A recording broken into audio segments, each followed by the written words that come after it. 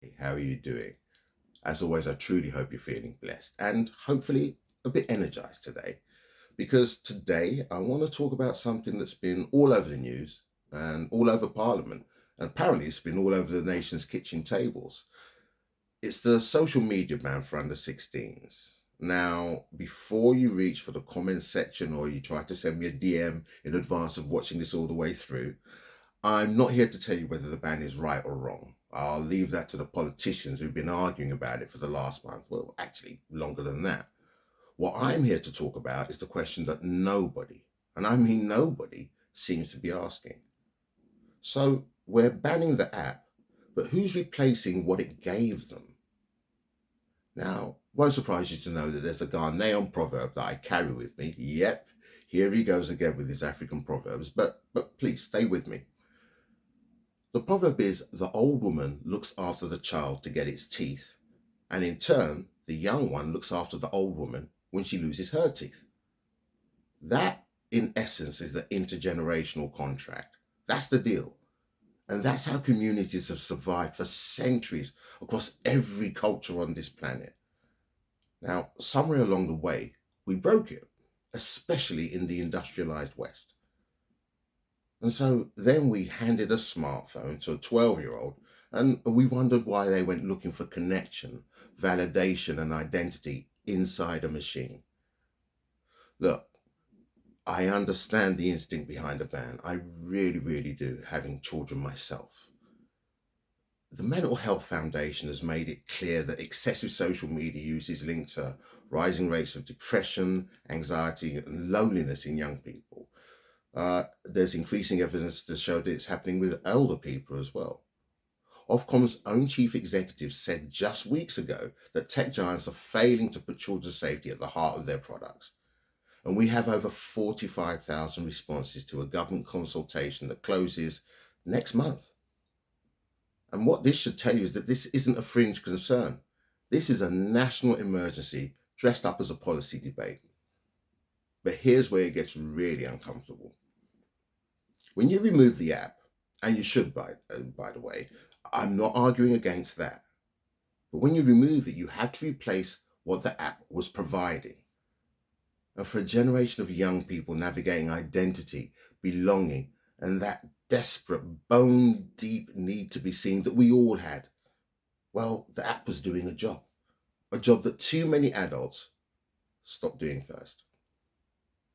Think about it, because that should sit uncomfortably with every parent, every teacher, every manager, every community leader. Look, frankly, every adult with a conscience.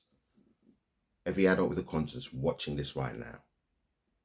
The algorithm didn't create the belonging crisis, it just exploited it. There's a difference, and it's an important one. Let me tell you about a woman called Kathy.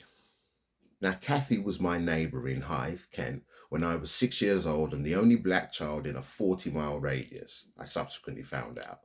She was a World War II radar operator, a formidable woman. She was the kind of elder who remembered exactly what it felt like to be young, afraid, isolated perhaps, and in need of someone to show up. So when a group of racist older boys came for me, and they did come for me, it was Kathy who stepped in. Not my teacher, not a policy, not an algorithm. Kathy. She was a visible elder in my village. And she saw me. Not a problem to be managed, not an anomaly or a statistic. Me. And I've spent 30 years asking one essential question. In a world where Kathy's gone, who's doing what Kathy did? Because here's the truth. The young people glued to their screens at 2 a.m., well, they're not looking for content, in my opinion. They're looking for a Kathy. They're looking for someone who sees them, someone who says, you matter, you belong, you're not alone. And if we don't build that offline before we ban the online, we've solved nothing. We've just moved the void. So, what do we actually do? Well, here are three things, not hypothetical, not theoretical, things that work, and things that I know work because I spent 3 decades building and delivering them. So, solution one, invest in intergenerational mentoring. Structurally, not symbolically, not a one off workshop, not a feel-good kumbaya assembly, although those can be fun. A structured, sustained mentoring relationship between a young person and an experienced elder across race, background, sector, and generation. Religion. My Lost Boys mentoring program does exactly this. 12 sessions built around the journey from survival to mattering to trust.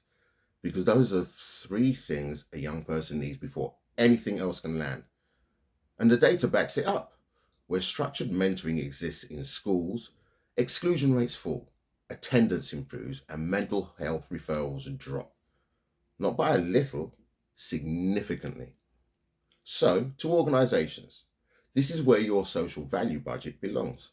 Not a ping pong table, mentoring. Solution 2. Train leaders to be elders, not just managers. Now, here's the truth: most leadership development programs are too polite to say. You can have all the technical skills in the world and still leave the people around you feeling invisible. And invisible people, whether they're 12 or 32, will always find somewhere else to go. The H, standing for humanize, the H principle of my Henry framework is about this. It asks one question before any other, and that is, do the people in your care feel seen?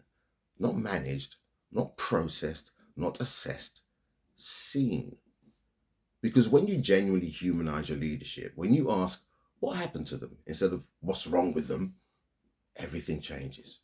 Retention goes up, engagement goes up, and the young people on your team stop needing external validation because they're getting something far more powerful at work.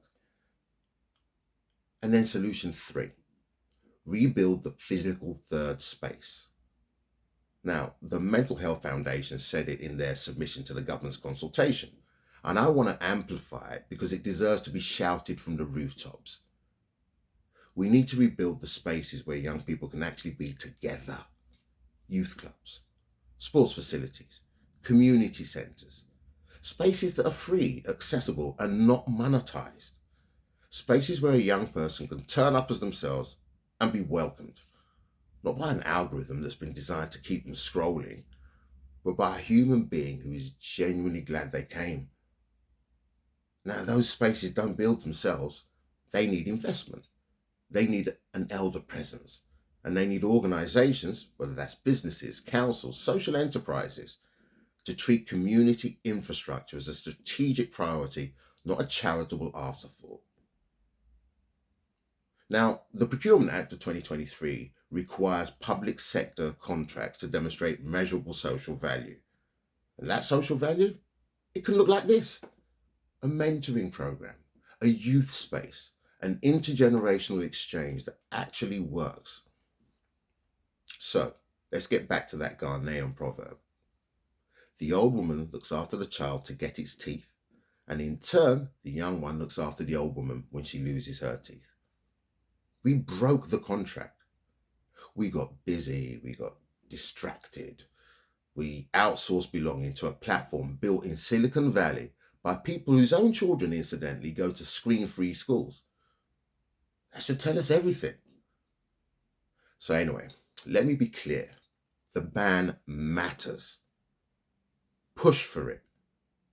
But the ban without the rebuild is just amputation without rehabilitation. Ban the app and be the Kathy. Show up for a young person in your life this week, not on their feed, in their world. Look them in the eye. Tell them they matter. But only do that if you mean it. Because here's what I know after 30 years of doing this work. Survival is about existing. Trust is about mattering. Which one are we offering the next generation? That's the question. Get in touch for a free 30-minute consultation to find out how the Henry Framework and the Lost Boys Mentoring Program can help your organization answer it. Visit anafi.co.uk or book directly via the link. Take care and have a truly blessed day.